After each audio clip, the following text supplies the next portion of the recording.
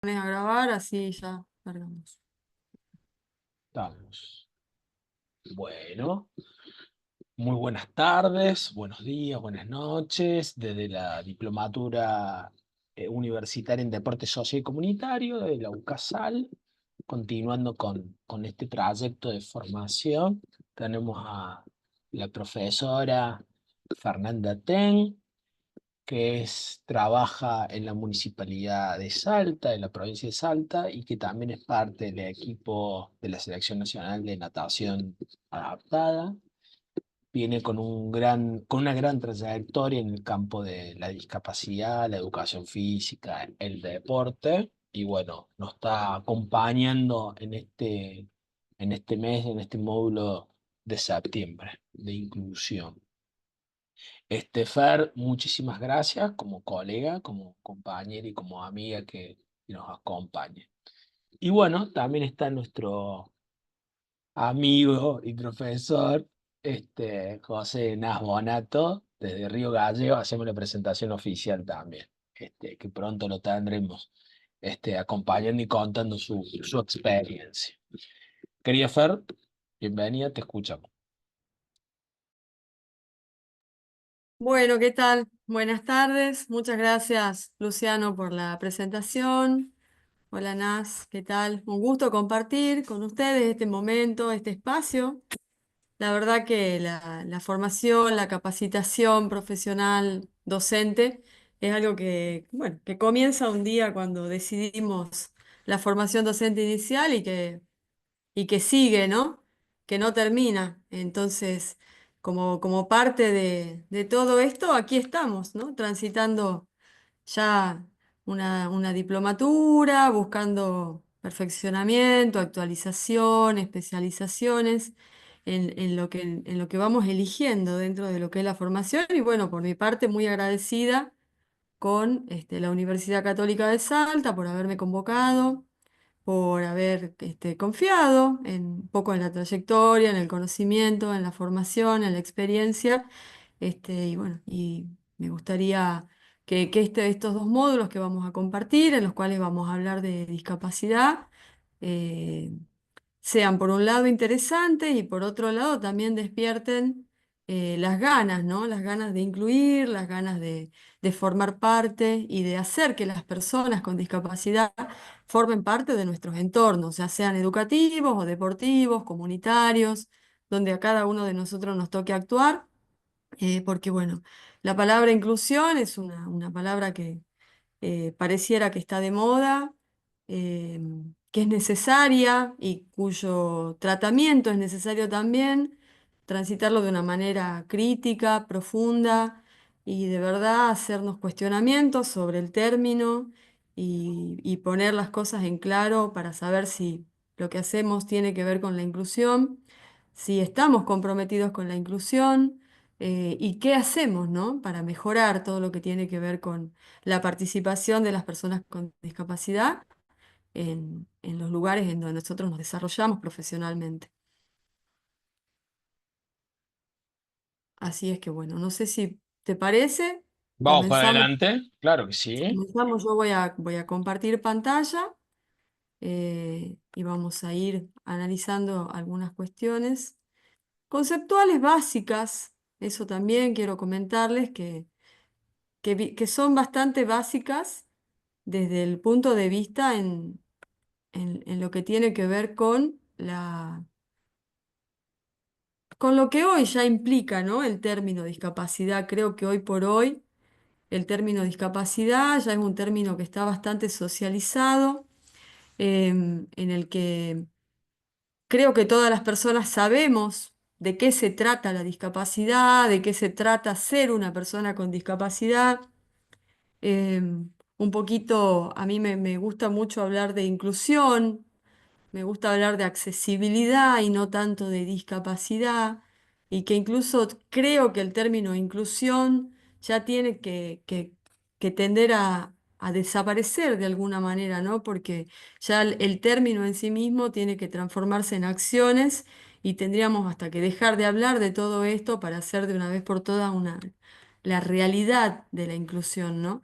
Que ya no tengamos que estar aclarando en un folleto, en un flyer, que la actividad es inclusiva, que si tenés discapacidad podés venir, sino que comencemos a transitar este entorno de la accesibilidad universal, el de la diversidad funcional, en el que básicamente somos todas personas con diferentes características, con diferentes necesidades, posibilidades, intereses. Entonces, ese paradigma del que vamos a hablar hoy también, que es algo que está comenzando a suceder en muchos lugares, creo que es algo que nos tiene que interpelar de alguna manera y que nos tiene que invitar a que sigamos modificando todo lo que haga falta modificar para poder lograr estos objetivos de participación social plena y de cumplimiento de los derechos de las personas con discapacidad.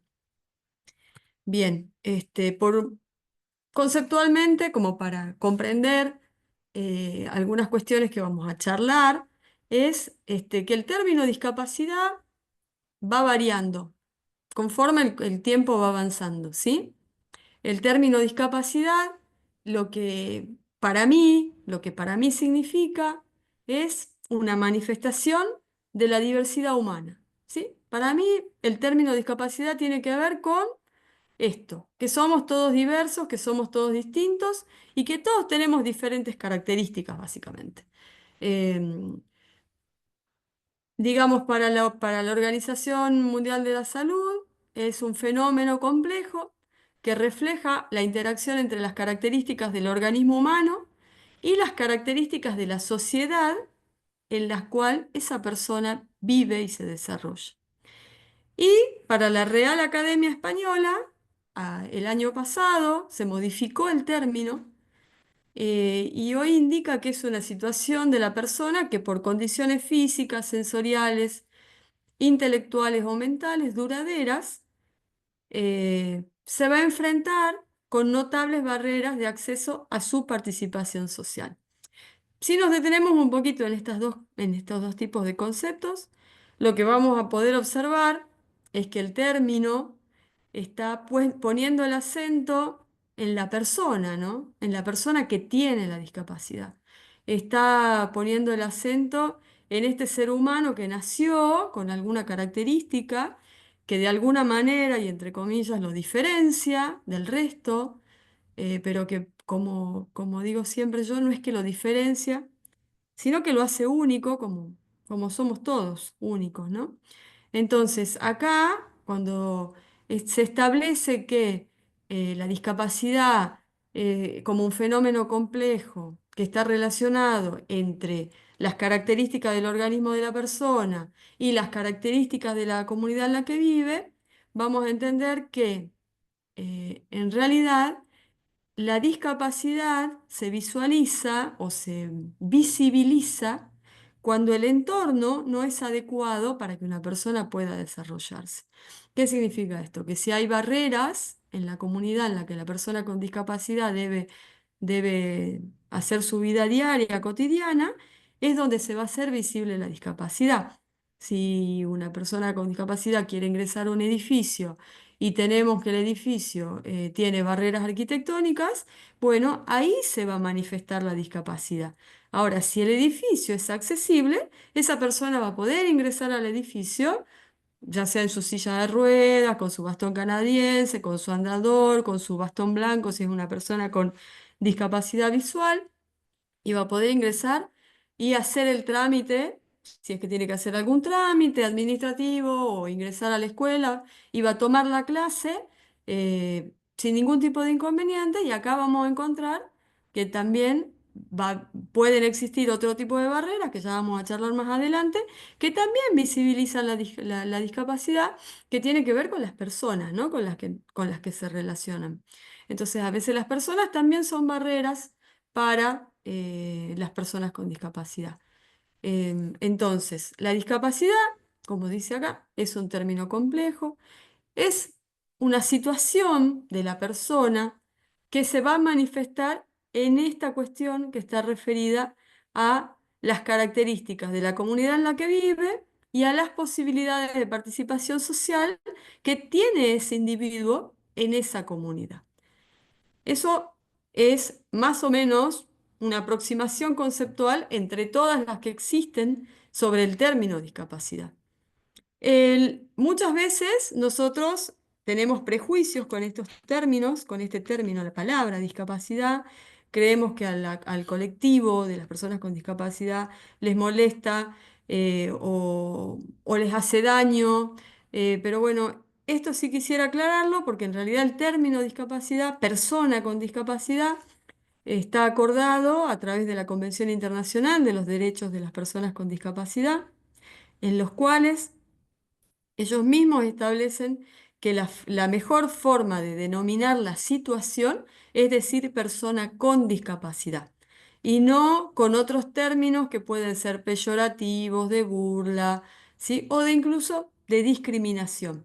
Muchas veces el término los términos relacionados con la discapacidad se asocian mucho a cuestiones que tienen que ver con comparaciones, burlas, malos chistes, ¿sí? Entonces, bueno, todo eso es lo que se intenta erradicar para concientizar a las comunidades en las cuales vivimos y que las personas comprendan que tener una discapacidad no es algo ni malo ni bueno, simplemente es una condición de vida y que debe ser aceptada como tal. Y que los entornos y el Estado y todas sus instituciones tienen que hacerse cargo y garantizar una buena calidad de vida para todos los seres humanos, indistinto de la condición en la cual estén.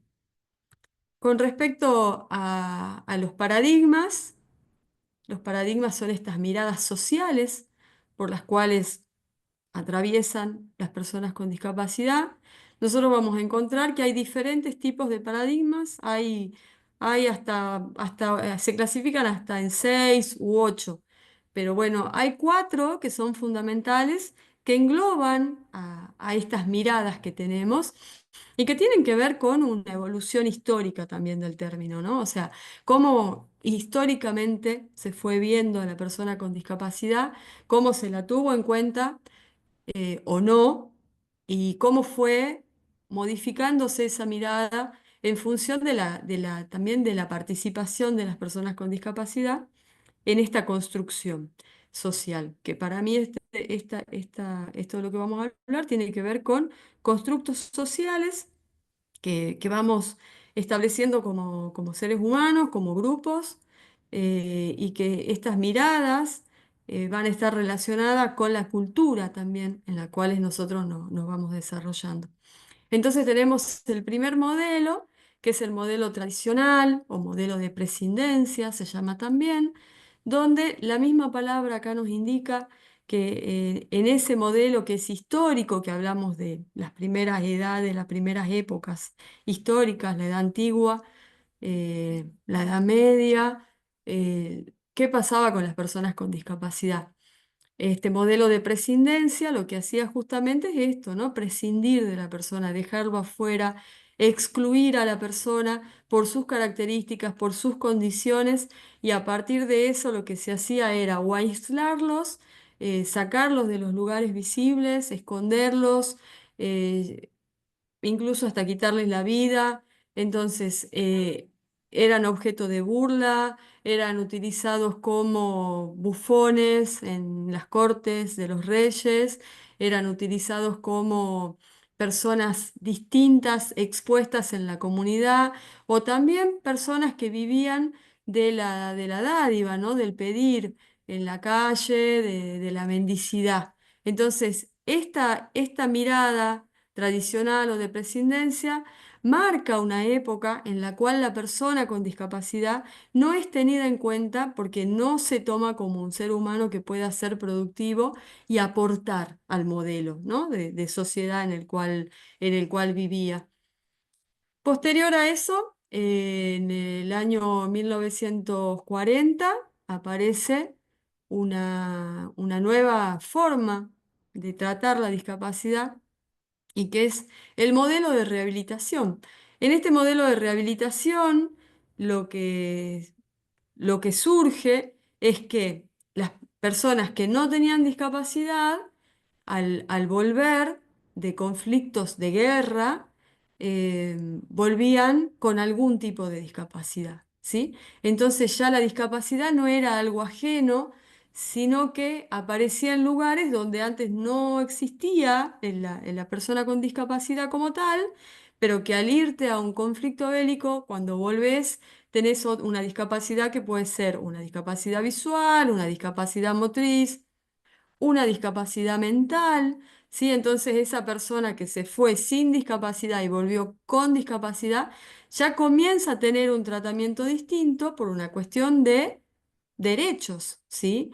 Que se comienza a hablar de la palabra derecho, derecho a rehabilitarte, derecho a decir, bueno, vamos a tratar de recuperarte de alguna manera para que seas útil a la comunidad, ¿no?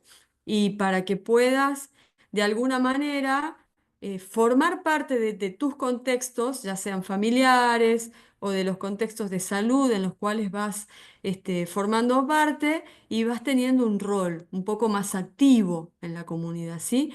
Entonces acá, en el modelo de rehabilitación, surgen algunas instituciones como los nosocomios, los hospitales que tienen las salas de tratamiento de rehabilitación para personas con discapacidad, las escuelas especiales para personas con discapacidad, y aparece algo que no se asocia mucho con esta época, pero aparecen los Juegos Paralímpicos, porque en realidad los Juegos Paralímpicos como juegos en sí comienzan en Roma, ¿sí? Pero anteriormente ya se hacían encuentros deportivos a través de, de clínicas en las cuales se comienzan a implementar programas deportivos para las personas con discapacidad para poder aportar a este proceso de rehabilitación y que no sea solo una rehabilitación médica, sino que también pueda ser una rehabilitación de tipo social,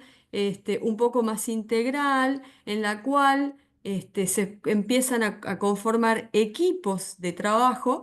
En los cuales diferentes tipos de profesionales van formando parte y van aportando lo suyo, ¿sí? Van aportando desde su campo de conocimiento.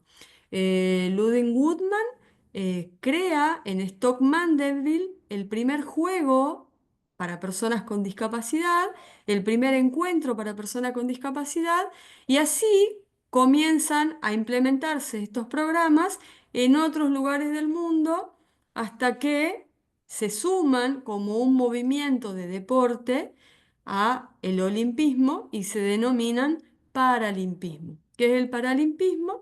Es justamente este movimiento social y deportivo que abarca diferentes disciplinas practicadas por personas con discapacidad y que se llama paralímpico porque se realiza de manera paralela a un juego olímpico.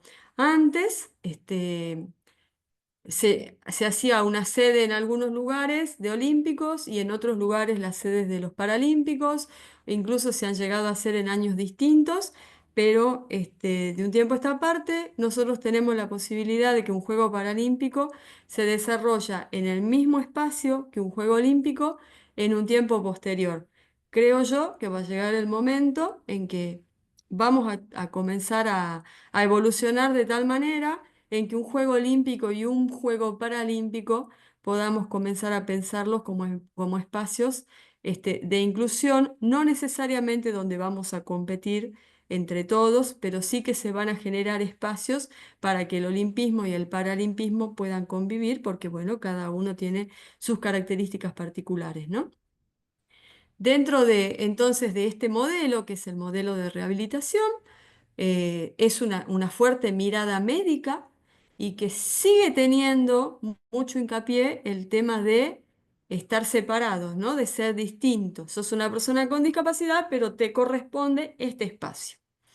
En el año 1960, 1970, aparece el modelo social a través de movimientos sociales encabezados por personas con discapacidad.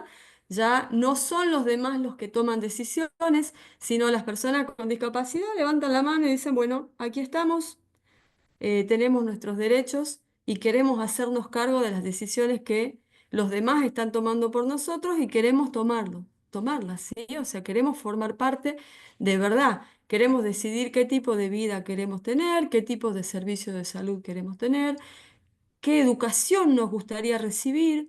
hasta dónde queremos recibir educación, ¿sí? Entonces esta lucha, este movimiento, ya en este tercer paradigma, está muy, muy relacionado con un lema que se llama Nada de nosotros sin nosotros, ¿sí? Este movimiento social que surge entonces en Estados Unidos y que se comienza a propagar por todo el mundo, toma un protagonismo muy importante en la persona con discapacidad, porque acá ya sí es vista y se entiende que es un sujeto de derechos, ¿sí? Siempre lo fue. ¿Qué sucede? Que anteriormente no se garantizaba tanto el acceso al derecho como se garantiza a partir de este modelo social, ¿sí? Y después tenemos el modelo de la diversidad funcional, ¿sí? Un modelo relativamente nuevo en el cual el término discapacidad tiende a desaparecer y comenzamos a comprender que en realidad somos todos diversos funcionalmente, somos todos distintos y la diversidad funcional entonces viene a permitirnos esta posibilidad de que si la accesibilidad existe, todos podemos convivir en los mismos espacios y en los mismos entornos y no tendría que haber diferencias en cuanto al acceso a los servicios, en cuanto al acceso a los espacios, a los entornos y a las actividades que podemos hacer todos como seres humanos, ¿no? Entonces, la Convención Internacional de los Derechos de las Personas con Discapacidad lo que establece es esto: los mismos derechos que tenemos todos los seres humanos, nada más que se pone énfasis en que el Estado debe garantizar que las personas con discapacidad tienen que tener derecho y tienen, perdón, que tener acceso al derecho y que el Estado debe garantizarlo, ya sea por sí mismo o a través de instituciones de la sociedad civil que puedan generar la posibilidad de que las personas puedan estar incluidas y puedan formar parte activa de la comunidad y puedan tener una participación plena y real, ¿sí? Acá abajo, bueno, yo acompañé la presentación con 4 fotos donde la primera que tenemos acá podría relacionarse con este modelo de prescindencia. ¿Qué quiere decir esto? Que en realidad el modelo tradicional o de prescindencia, el modelo de rehabilitación, el modelo social y el de la diversidad funcional, no son modelos estancos que sucedieron en algún momento y que fueron cambiando, sino que son modelos que conviven, ¿sí? Que va a depender de las actitudes nuestras y de cómo los entornos estén organizados para que existan o no existan esos modelos. Entonces acá nosotros podemos ver esta fotografía de niños alejados de una persona que está en silla de ruedas. Esto básicamente está relacionado con la exclusión, con el dejar a alguien afuera, ya sea por sus características, por las características del juego, porque no tenemos recursos para que esa persona pueda formar parte, porque yo como profesional no estudié tanto para esto y entonces mucho no tengo herramientas y tengo algunos temores de no poder brindar respuestas o tengo algunos prejuicios, ¿sí? Entonces son todas preguntas que nosotros nos tenemos que hacer como profesionales y ver dónde estamos parados y hasta qué punto nos podemos llegar a identificar con algunos de estos modelos y comenzar a trabajarlos, ¿sí? O sea, comenzar a pensar que como docentes, como dijimos al principio, estamos constantemente buscando cambios y mejoras para nuestros estudiantes, razón por la cual también tenemos que hacerlo con nosotros mismos. En esta segunda fotografía, bueno, acá relacionada con un modelo de rehabilitación, más referida a cuestiones que tienen que ver con intervenciones desde la gimnasia, desde la fisioterapia, relacionadas con la salud, con la calidad de vida, ¿sí? Por lo general, una persona con discapacidad, cuando nace, o cuando adquiere la discapacidad, se la invita a que forme parte de un proceso de rehabilitación y que está muy bien que lo haga porque esto va a permitir que esa persona pueda retomar funciones que probablemente haya perdido o que no tenga o que no pudo de alguna manera desarrollarla solo, ¿sí? En su entorno familiar. Entonces, la rehabilitación lo que va a hacer actualmente es brindar herramientas para que esa persona pueda mejorar su salud y su calidad de vida. Y después tenemos acá en las dos de abajo, conviven el modelo social y el modelo de la diversidad funcional. ¿Qué significa eso? Que personas con y sin discapacidad pueden compartir los mismos entornos y hasta incluso pueden compartir las mismas actividades. ¿Qué es lo que nosotros vemos acá que puede llegar a diferir? El recurso, pero la actividad sigue siendo similar, ¿sí? Acá podemos observar que hay un grupo de jóvenes jugando al básquet, algunos están en silla de ruedas, otros están parados, corriendo. Bueno, se organiza el entorno de tal manera que personas con y sin discapacidad puedan jugar un deporte de manera inclusiva o de manera accesible. Se modificarán algunas reglas, ya lo vamos a ver más adelante, pero la idea del juego y del deporte inclusivo es que va a haber modificaciones, pero que eso no debe alterar la esencia del juego, ¿sí? ¿Qué es lo que, esto lo pasamos rapidito, pero qué es lo que podemos observar en esta presentación, en esta diapositiva? ¿Qué puede causar una discapacidad? Una discapacidad puede ser originada por situaciones prenatales, perinatales y postnatales.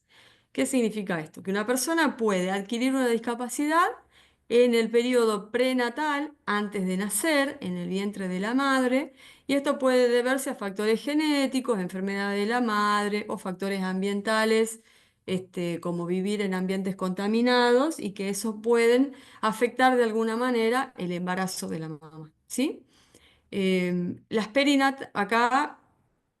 Acá se encuentra una gran cantidad de tipos de discapacidad. Por ejemplo, en los factores genéticos vamos a encontrar síndromes como el síndrome de Down, síndromes algunos que tienen que ver con malformaciones genéticas, ¿sí? O con enfermedades de la madre, por ejemplo, Duchenne, donde la mamá tiene la enfermedad, no tiene la discapacidad, pero se la transmite al hijo varón solamente, ¿sí? O factores ambientales, como les decía recién, como vivir en alguna zona minera o estar en contacto con rayos X, ¿sí? Entonces eso puede influir en ese embarazo y generar que una persona nazca con algún tipo de discapacidad. Después tenemos la perinatal, que es la que sucede durante el momento de nacer.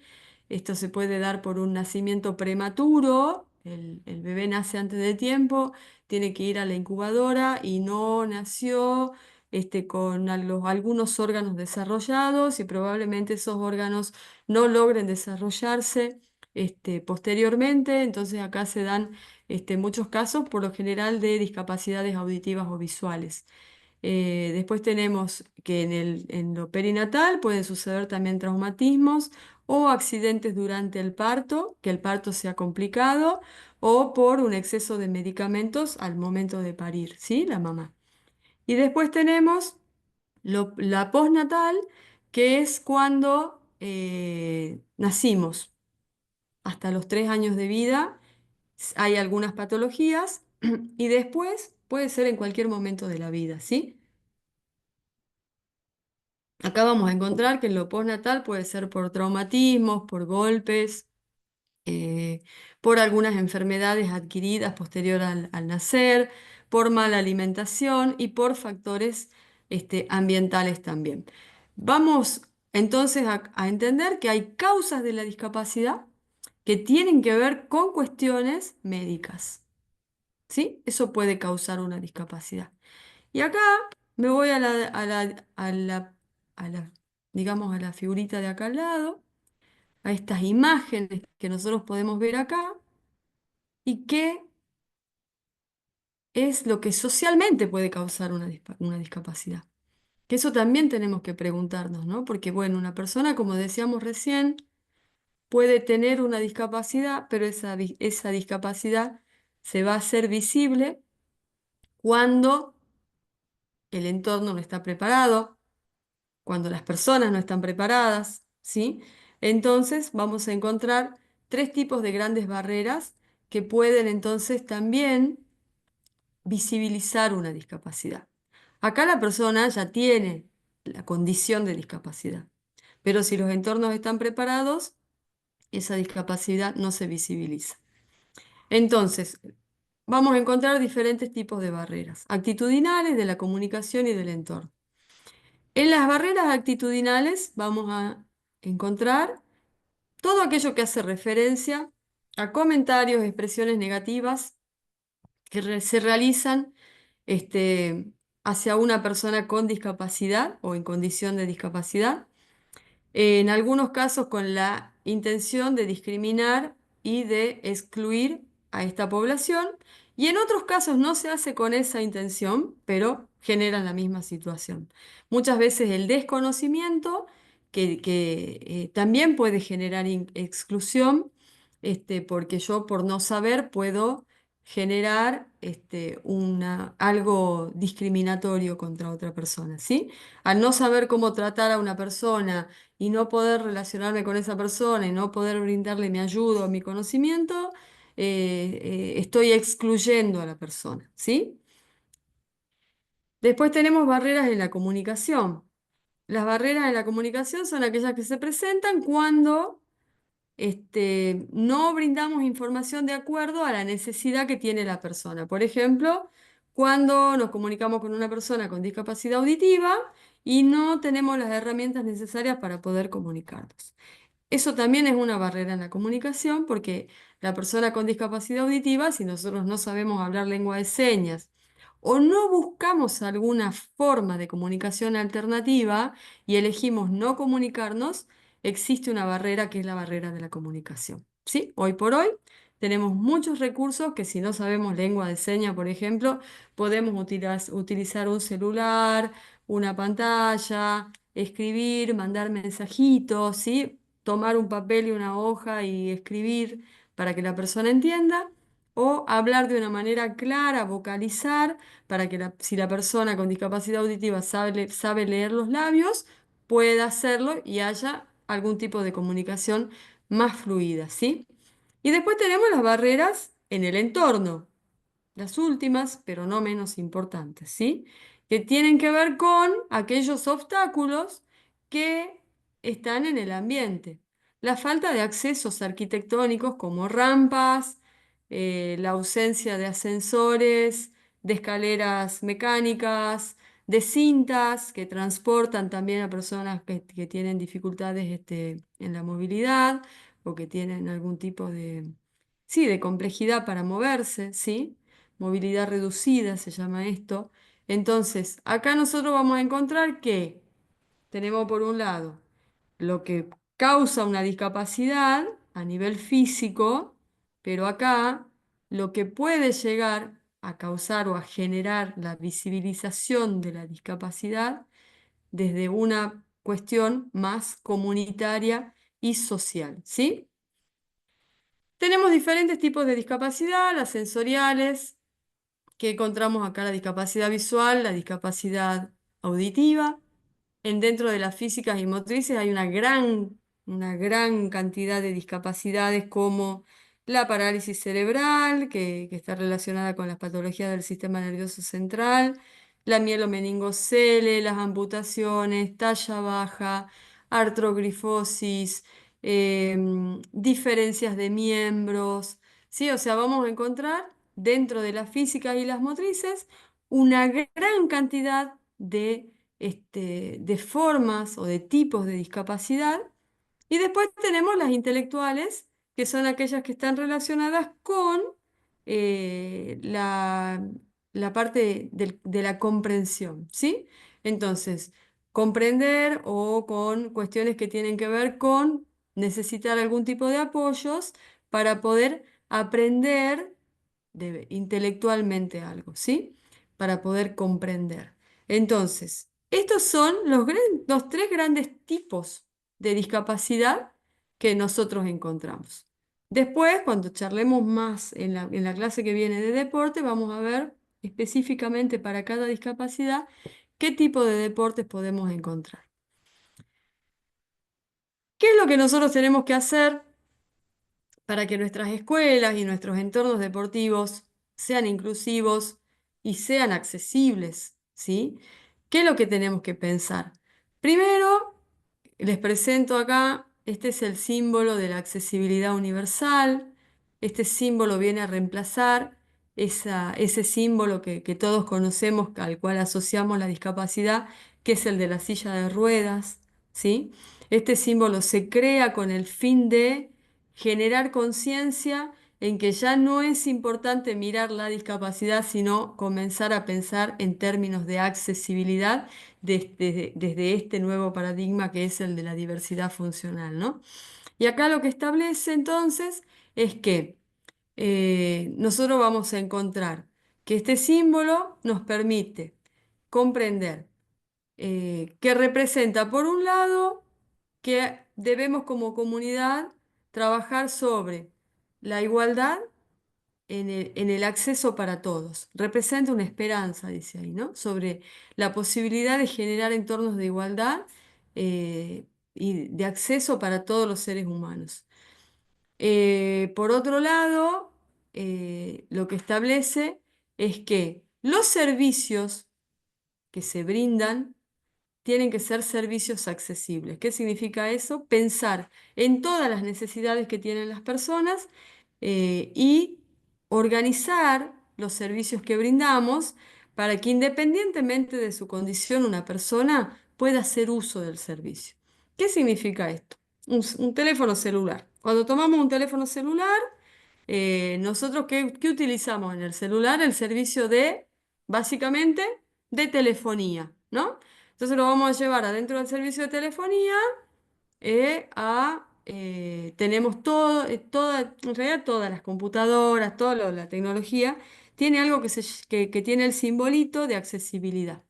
Entonces nosotros, dentro de ese recurso que es el teléfono celular, vamos a elegir, por ejemplo, de qué color queremos la pantalla, si tengo una discapacidad visual en la cual es más fácil para mí una pantalla oscura.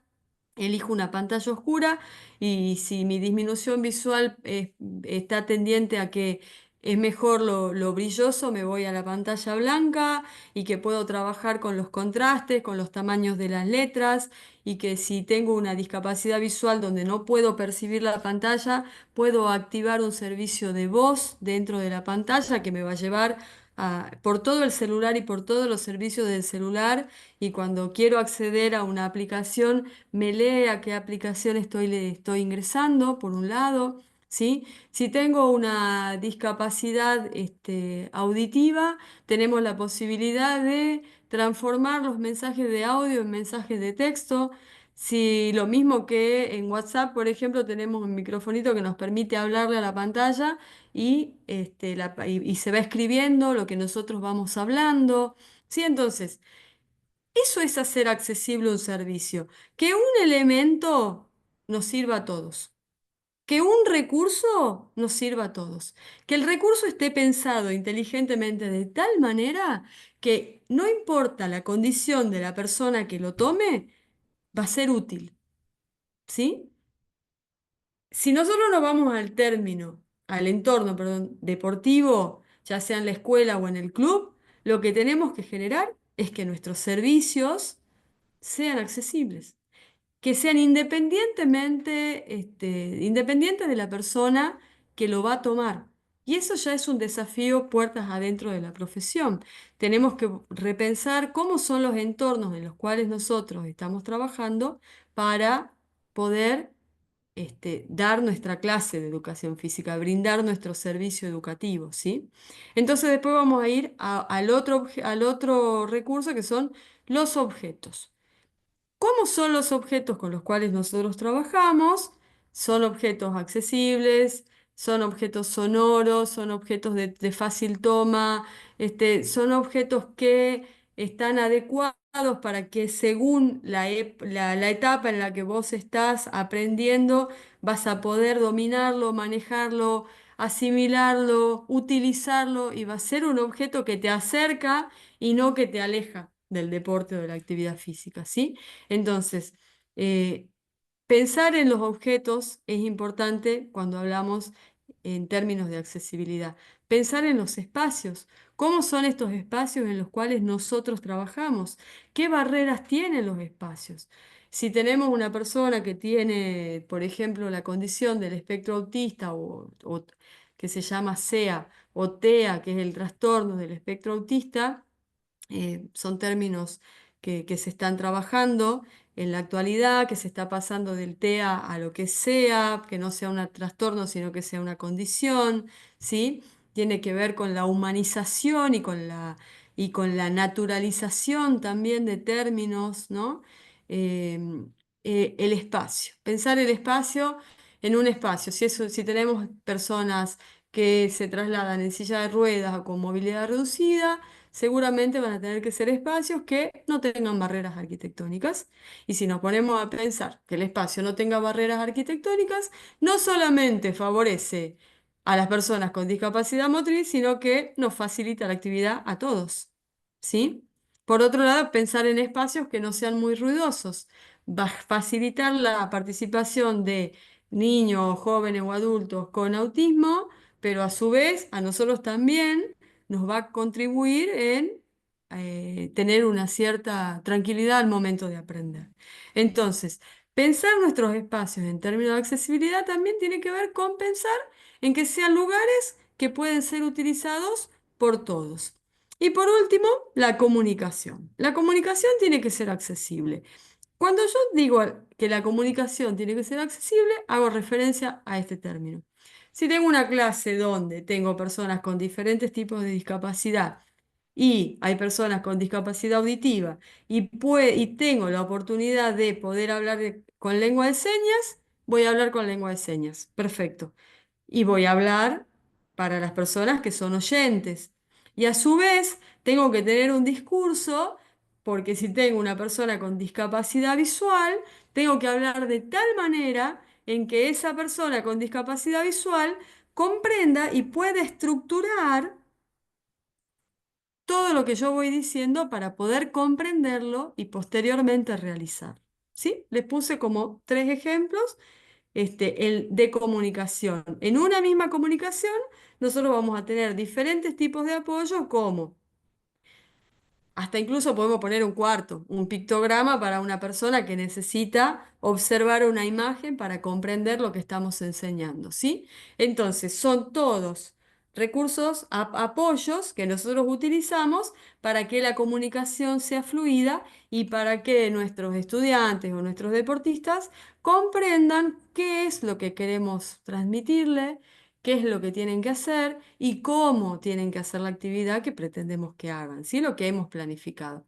Entonces, pensar en términos de accesibilidad es pensar en términos de inclusión, donde todos formamos parte, donde todos somos parte y donde todos tenemos la misma oportunidad.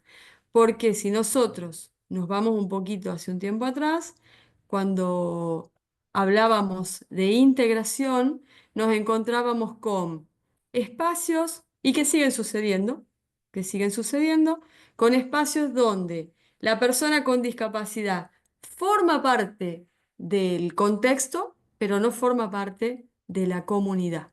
¿Sí? O sea, está en la escuela, pero no forma parte de la escuela. Está en el club, pero no forma parte del club. Va a la escuela, pero tiene un aula especial para su condición de persona con discapacidad, ¿sí? O vas al club y tenés el espacio específico del deporte para personas con discapacidad. ¿Son necesarios? Son necesarios. ¿Podemos migrar hacia otros conceptos y hacia nuevos modelos?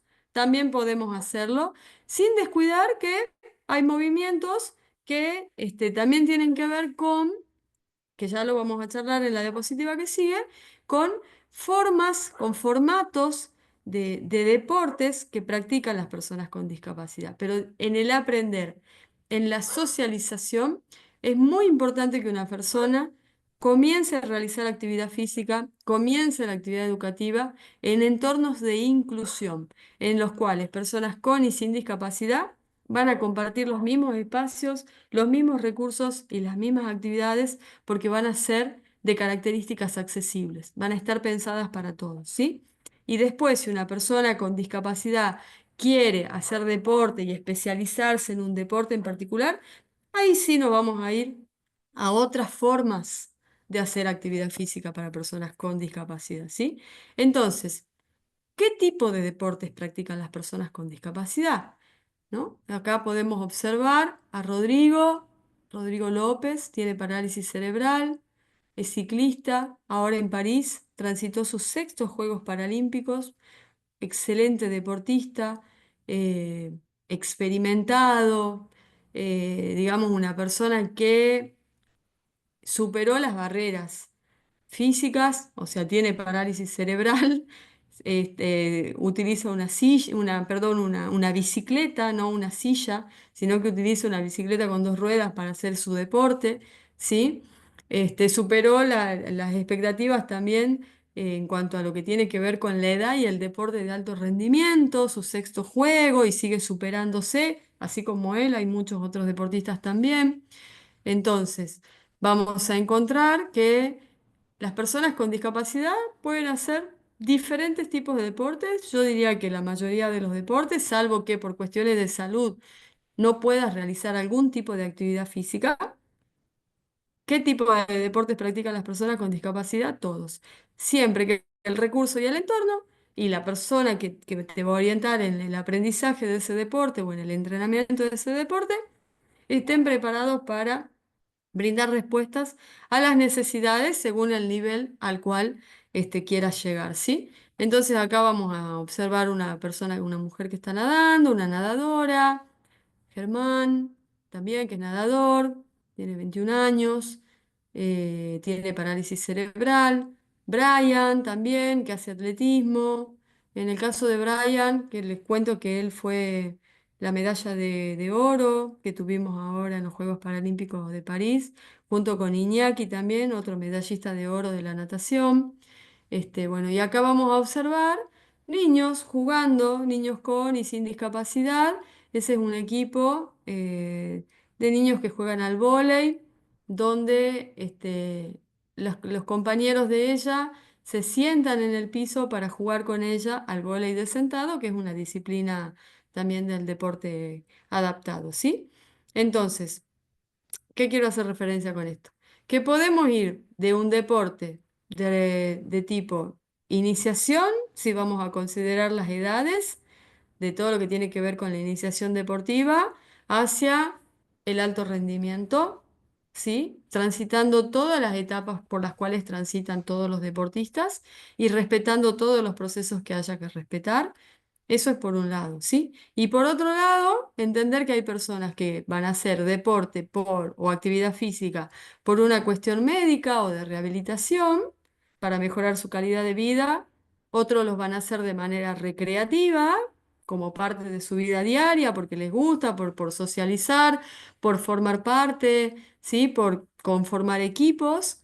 eh, y otros van a buscar el rendimiento deportivo, ¿sí? O sea, cada persona en particular tiene un objetivo y nosotros como profesionales vamos a estar preparados también en función de los objetivos que nosotros tengamos como profesionales, vamos a estar preparados para poder brindar nuestros servicios y nuestros conocimientos y nuestra orientación a las personas con discapacidad. Em, entonces, yo les decía recién, es importante que la persona con discapacidad sienta que forma parte de un entorno, el que elija. La Ley de Educación Nacional, por ejemplo, establece que una persona con discapacidad puede elegir una escuela especial para transitar la educación o la persona con discapacidad o su familia, razón por la cual existen las escuelas de modalidad especial, ¿sí? No, no es que van a desaparecer, existen y van a seguir existiendo porque una persona con discapacidad tiene derecho a elegir ese entorno educativo. Y después existen las escuelas convencionales, donde la persona con discapacidad se incluye y recibe apoyos a la educación, ¿sí? Entonces, en el deporte pasa exactamente lo mismo. Una persona puede elegir un entorno de inclusión en el sentido de aprender el deporte que le gusta aprender con personas sin discapacidad, con niños, jóvenes o adultos, depende de la edad que tengas sin discapacidad, o podés elegir ir a un espacio específico del deporte adaptado a practicar un deporte con tus pares con discapacidad, ¿sí? Eh, Son alternativas, como les decía recién, y son opciones. Ni están bien ni están mal, tienen que ver con los objetivos de las personas, con la mirada que las familias tengan también sobre la inclusión de sus hijos. Ir a una escuela de modalidad especial o hacer deporte adaptado no significa que estás excluido, estás incluido y formas parte de una comunidad que te acompaña, te mira y que cree en vos. Pero vos elegiste algo muy específico que tiene que ver con un deporte para tu discapacidad, ¿sí? Entonces, ¿qué son los deportes adaptados? Esto es como los grandes deportes que practican las personas con discapacidad, ¿no? ¿Qué son los deportes adaptados? Son aquellos deportes convencionales a los cuales se les adapta alguna característica para ajustarse a la necesidad de un determinado colectivo de personas con discapacidad. Eh, entonces, ¿qué hacemos? Por ejemplo, si jugamos al fútbol para ciegos, lo que vamos a hacer es adaptar las reglas del fútbol para que las personas con discapacidad visual puedan jugar al fútbol. Entonces acá vamos a encontrar eh, dentro de la cancha un vallado que permite que la pelota no se vaya, por ejemplo, para que el juego sea fluido. Vamos a encontrar la presencia de un guía que está parado atrás del arco, que te va a orientar y te va a decir en qué momento podés patear la pelota. Jugamos con las alturas, jugamos con las distancias, dónde te ubicas estratégicamente para que si el jugador te escucha pueda patear hacia donde está tu voz, entonces vos estratégicamente te vas a parar en algún lugar del arco también que permita que la pelota pueda entrar al arco y ser un gol. Después tiene otras adaptaciones que son la pelota con cascabeles, la pelota con sonido, que es la que permite que la persona con discapacidad visual pueda encontrarla, pueda llevarla, pueda pisarla, pueda patearla y que una vez que la patea el otro compañero o el adversario también pueda interceptarla en el camino, ¿sí? Tenemos la presencia de un técnico que es el que te guía en el juego y el que te va diciendo por dónde tenés que ir, venir, subir, quién va de defensa, quién va de ataque, ¿sí? Quién juega de volante. Y el arquero también a su vez, que es una persona que puede ver, te guía dentro del campo de juego cuando la pelota está en posición de defensa. Este, Sumado a esto, hay otra adaptación que son las gafas, que tienen que usar todos de manera obligatoria, porque muchos de las personas que son de esta clase deportiva tienen una leve visión, muy leve, pero que ya el hecho de ver una sombra o de percibir la luz te genera una cierta ventaja con respecto a una persona que no ve directamente, ¿sí? Entonces, para equiparar, lo que se hace es utilizar las gafas para que las personas puedan, eh, digamos, competir en igualdad de oportunidades. Cada deporte en particular tiene una adaptación a las reglas del deporte convencional que van a facilitar la práctica de este deporte por esa comunidad en particular, ¿sí? Em, Deportes adaptados pueden ser todos los que a nosotros se nos ocurra adaptar para una determinada población de personas con discapacidad, siempre que la modificación de la regla no altere digamos, el deporte en sí mismo, ¿no? Entonces, es importante darnos cuenta también que si es un deporte que requiere tantas adaptaciones que después las personas van a ir a competir o van a ir a jugar y no se entiende qué es lo que estamos haciendo, o hay presencia de tantas personas que ayudan o de tantos recursos que hay que tener en cuenta, que nos vamos a nos vamos a caer en cuenta que en realidad la funcionalidad de esa adaptación no es tan buena y que de hecho muchos deportes adaptados comenzaron así y con el paso del tiempo se fueron adecuando y se fueron perfeccionando y tecnificando de tal manera en que hoy nosotros podemos disfrutar viendo un deporte adaptado y comprender que el deporte sigue siendo el mismo deporte, pero que se juega con reglas y con recursos distintos, ¿sí? Después tenemos el deporte paralímpico, que es el deporte adaptado, pero que está incluido en las disciplinas de un ciclo paralímpico. ¿Sí? Los deportes paralímpicos son fluctuantes, es decir, que van y vienen. ¿Qué quiere decir esto? En algún momento la vela Por ejemplo, en Río, la vela adaptada fue un deporte paralímpico y en Río dejó de ser un deporte paralímpico y se incluyó y se fueron incluyendo nuevos deportes que están teniendo nuevo desarrollo y que tienen y que están teniendo más desarrollo porque se practican en todos los continentes y tienen estas diferentes etapas por las cuales va atravesando el deporte, que son la participación desde edades tempranas hasta llegar al alto rendimiento. O sea que el deporte paralímpico va a ser tal cuando logre pasar de cierta manera este examen, ¿no? Este examen de ser practicado en todo el mundo, de tener un sistema de clasificación que permita que las personas puedan practicarlo de manera equitativa, ya vamos a charlar sobre esto después, y que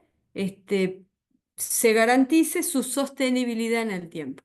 Por ejemplo, ya en Tokio hay deportes que no estuvieron y que ingresaron nuevos deportes. Ahora en París se han incluido también, en el olimpismo pasa lo mismo, ¿no? Se van incluyendo nuevos deportes y van quedando otros deportes afuera. Entonces, por ejemplo, el fútbol de las personas con parálisis cerebral ya no es más un deporte paralímpico tampoco.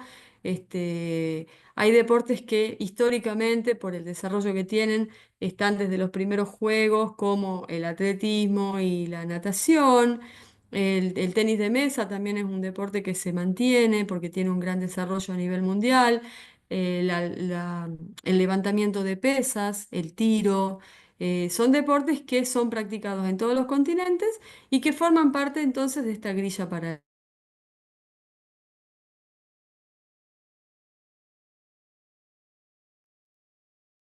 Ah, me parece que se me cortó el file. A ver.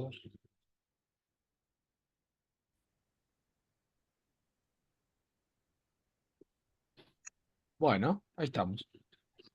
Bien, bueno, como les decía recién entonces, el tema es el deporte inclusivo como una estrategia que nosotros tenemos que tener eh, como docentes, como profesionales de la educación física, y que es un deporte que está comenzando a practicarse en muchos lugares del mundo, que está comenzando a tener mucho énfasis en espacios deportivos que permiten que las personas con y sin discapacidad, familias, amigos, todos puedan formar parte de procesos que están relacionados con el aprendizaje y la práctica de deportes, en los cuales va a ser una actividad recreativa o competitiva, pero siempre considerando que se va a llevar en el mismo espacio, en el mismo momento y con los mismos recursos para que sea denominada una actividad de tipo inclusiva, ¿sí? Entonces, las diferencias conceptuales que encontramos acá son en que el deporte adaptado es un deporte practicado por el colectivo de personas con discapacidad. El deporte paralímpico es el deporte practicado por el colectivo de personas con discapacidad que se encuentra dentro de la grilla del deporte paralímpico seleccionado para ese ciclo que se da cada 4 años y que posterior a cada juego se definen cuáles son los que siguen y cuáles son los que no van a seguir y los nuevos que van a ingresar. Y el deporte inclusivo es aquel que practican todas las personas, indistinto a su condición, en el mismo espacio, con los mismos recursos y en el mismo momento y con el mismo objetivo. ¿Qué es lo que nosotros tenemos que tener en cuenta cuando hablamos de espacios de inclusión, ¿no? Cuando gestionamos un espacio de inclusión? Lo primero que tenemos que tener en cuenta entonces es la formación, la mirada que tenemos hacia este término, las experiencias, los prejuicios que muchas veces tenemos cuando trabajamos con personas con discapacidad, tener la posibilidad de ser autocríticos y sobre todo de comprender que tenemos, digamos, podemos ser instrumentos de cambio, ¿no? Y para ser instrumentos de cambio es importante estar muy formados, muy capacitados, actualizados para saber qué es lo que se puede hacer, atentos a lo que va sucediendo en el mundo. Hoy por hoy tenemos la tecnología que nos permite conocer y saber todo lo que sucede en un montón de lugares, y si a eso lo podemos traer a nuestras comunidades y de alguna manera podemos mejorar la calidad de vida también de las personas con discapacidad, siempre pensando en cuestiones que tienen que ver con la cultura, sin, o sea, respetando la cultura, la filosofía institucional de la cual formamos parte, ¿sí? Pero bueno, pero hay algunos recursos que son fundamentales. Y que uno es que, si, aunque tengamos o no tengamos personas que estén en silla de ruedas, debemos disponer de rampas. Nuestros espacios deportivos y educativos deben disponer de rampas adecuadas para que una persona en silla de rueda pueda formar parte de ese entorno como deportista, y que incluso para que una persona que va de espectador o de acompañante y que, y que es usuario de silla de ruedas pueda ingresar a un predio educativo o deportivo también, ¿sí? Por otro lado, ampliar las puertas, hacer puertas más anchas para que las sillas o las personas que caminan o se desplazan con algún tipo de ayuda ortopédica puedan, puedan ingresar de manera autónoma. Con el caso de andadores, tenemos que tratar de tener en cuenta también que el hecho de ampliar puertas facilita que cuando uno traslada una silla pueda también como guía y como acompañante de esa persona hacerlo de una manera adecuada y cómoda. Después, la posibilidad de instalar ascensores o tipo grúas pequeñas, hidráulicas, que puedan facilitar que una persona en silla de ruedas, que muchas veces las personas que están en silla de ruedas no tienen movilidad autónoma, necesitan sí o sí de la ayuda de otra persona, y el solo hecho de tener una rampa no facilita el ingreso o no facilita la participación. Entonces, disponer de una grúa o un ascensor, ya para la persona con una discapacidad motriz más compleja, es un alivio. ¿Sí? ¿Es una inversión? Sí, es una inversión, pero después nos vamos a dar cuenta que a largo plazo no solamente tiene que ver con la inclusión, sino también con el mejorar la calidad de vida de las personas que forman parte de las instituciones. Proporcionar espacios, estacionamientos accesibles también, que las personas tengan la posibilidad de disponer de un espacio específico para poder estacionar el auto, bajar su silla, o si es una persona con discapacidad auditiva, perdón, discapacidad visual, bajarse y tener seguridad al momento de bajarse de que nadie lo va a llevar por delante, de que no va a ser atropellado, de que no va a ser golpeado, que no se va a chocar con algo que no esté puesto, digamos, de manera adecuada o en el sitio en el que tiene que estar, ¿sí? Después tenemos que tener en cuenta también los baños, que tienen que ser accesibles, que tienen que estar pensados para personas con y sin discapacidad. Utilizar el braille también en las señalizaciones, en los carteles, para que las personas con discapacidad visual puedan encontrar espacios y saber dónde se ubican determinadas salas, habitaciones, lugares específicos, un gimnasio, un Zoom, un aula, la dirección de la escuela, ¿sí? Es importante eso también. Y por último, la capacitación del personal, porque de nada sirve que tengamos todos los recursos si tenemos personal que no está capacitado para poder dar respuestas a las necesidades de inclusión o de la necesidad que tiene una persona con discapacidad. Todo esto hace a la accesibilidad universal, ¿sí? Todo esto está escrito en un montón de manuales, en videos, existen muchos documentos que hablan de la accesibilidad universal, que lo podemos bajar de internet.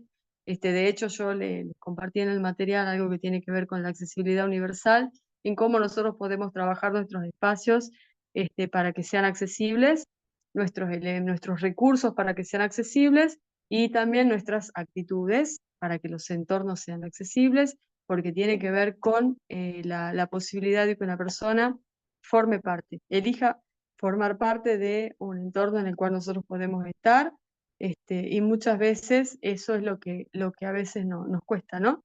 Eh, lo actitudinal es lo que muchas veces cuesta, porque muchas veces sentimos o por ahí yo puedo muchas veces cuando voy a determinados lugares acompañar a personas con discapacidad que se sigue viendo como si fuera algo extra que hay que hacer por esa persona, ¿no? O como una carga, o como que tengo que poner mucho de mí para que suceda. Bueno, eso es una cuestión actitudinal, es una cuestión que nosotros tenemos que trabajar y que como profesionales de la educación, que es algo muy sensible lo que hacemos, lo que elegimos ser y lo que elegimos hacer, porque sin duda alguna creo yo que tiene que ver con, capaz que va a sonar muy utópico, pero lo creo que es de esta manera, que tiene que ver con cambiar el mundo en el que vivimos y dejar nuestro granito de arena, y hay que creerlo, porque si nosotros, que somos docentes y que trabajamos para esto, no lo creemos, es muy difícil que podamos convencer a las personas que van a nuestras clases a que puede suceder, ¿sí? Así que bueno, esto es la clase de hoy, que tenía que ver más que nada con una cuestión específica de comprender qué es la discapacidad, cuáles son los modelos, dónde estamos parados nosotros, hacia dónde tendríamos que ir. Y bueno, en la clase que viene vamos a trabajar ya sobre cuestiones más específicas de esto, que es el deporte para personas con discapacidad, en todas sus dimensiones, en las diferentes edades y en los diferentes grupos de población que practican el deporte, como para que nosotros tengamos herramientas, estrategias y recursos para poder implementar el deporte, ya sea desde lo adaptado, desde lo inclusivo o desde lo paralímpico, ¿sí? Así que bueno, muchas gracias, Lucho. Quedo Bueno, acá a Fer, disposición para lo que vos me indiques.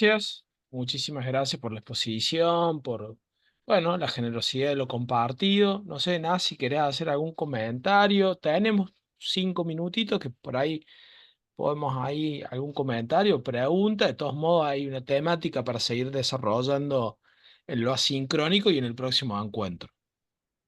Ujú. No, solamente por ahí comentar el hecho de la simplicidad de la explicación como para que lo entiendan, porque en este caso, bueno, yo también soy del tema de hace muchos años, ¿no? Y muchas veces por ahí hablamos un idioma que el resto no lo entiende, ¿no? Y voy a decir, a ver, si es lo más sencillo, vos porque estás ahí, pero a ver, poder transmitirlo como lo transmitió Fer, te da el ánimo de decir, escucha, me meto. O sea, no es una cosa que hay que ser súper estudioso, sino que hay que tener un poco de empatía, de pensar que podemos estar todos en esa misma situación, ¿no? Que es lo que yo planteo siempre con el tema, mi viejo terminó en silla de ruedas y nosotros jodíamos siempre, porque yo había arrancado ya en los años 70 y pico en toda la movida, y venía y me decía, ¿qué te a ver, estamos todos en esa posibilidad, o el hecho de una puerta. Le digo, ves, vos haces una puerta para que pase una silla de ruedas y pasamos todo. Claro. Ahora, si hay una puerta para mí, no pasan todos. Entonces, pensando de esta Ujú. forma como lo plantea el AFER, nos hace entender de que, y bueno, y si en vez de, ya que lo vas a hacer así, fíjate esta otra parte. Ya que lo que va a ser un baño, deja un espacio como para, porque no sabemos en qué momento, por ahí no hace, no, o sea, no algo prolongado, pero una fractura. ¿Quién no puede tener una fractura? Y tener que Claro. andar con muleta o en silla por un tiempo.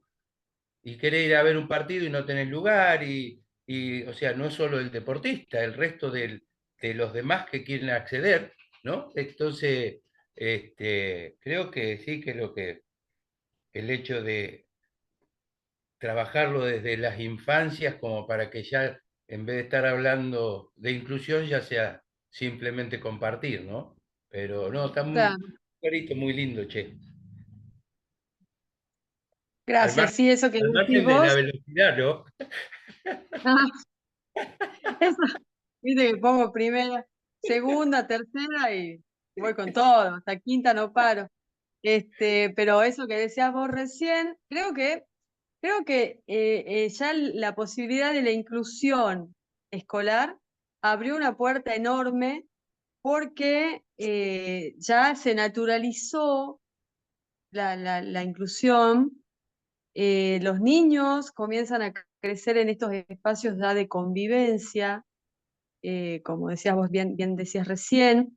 Entonces, por lo menos a mí me pasa, y esto sí lo hablo desde mi lugar, que con mis hijos, que si bien ellos tienen una cuestión de convivencia con personas con discapacidad, porque eh, en mi casa se trabaja mucho sobre el tema de la discapacidad, mi marido también se dedica a esto, entonces nuestros amigos se dedican a esto y es como que todos estamos hablando siempre lo mismo, entonces nuestros hijos desde niños conviven con personas con discapacidad, entonces cuando van a la escuela y tienen compañeros con discapacidad, no hay nada distinto, nada raro, ni mirar distinto, al contrario, o sea, son amigos, juegan juntos, en los recreos, saben cómo ayudar a una persona en silla de ruedas, saben cómo ayudar a una persona que tiene discapacidad visual, saben algunas cosas básicas de la lengua de señas por si tienen que comunicarse con una persona con discapacidad auditiva.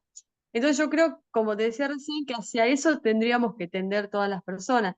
No esperar a que te suceda ni a que tengas un estudiante con discapacidad o un deportista con discapacidad. Es comenzar a formarnos para después poder convivir de una manera sana y natural entre esto que se denomina el modelo de la diversidad funcional. Tal cual. Bueno, Adhiero. bueno, esto está recién comenzando. Muchísimas gracias, Fer. Nas, gracias por la intervención y la compañía. Un placer compartir con ambos, de mucho aprendizaje, de reflexión. Y bueno, para el grupo nos estaríamos encontrando, vamos a subir estos materiales, vamos a subir el video, que quedó acá Mm. pendiente, y ya para la semana que viene es el segundo encuentro. Muchísimas gracias. Bueno.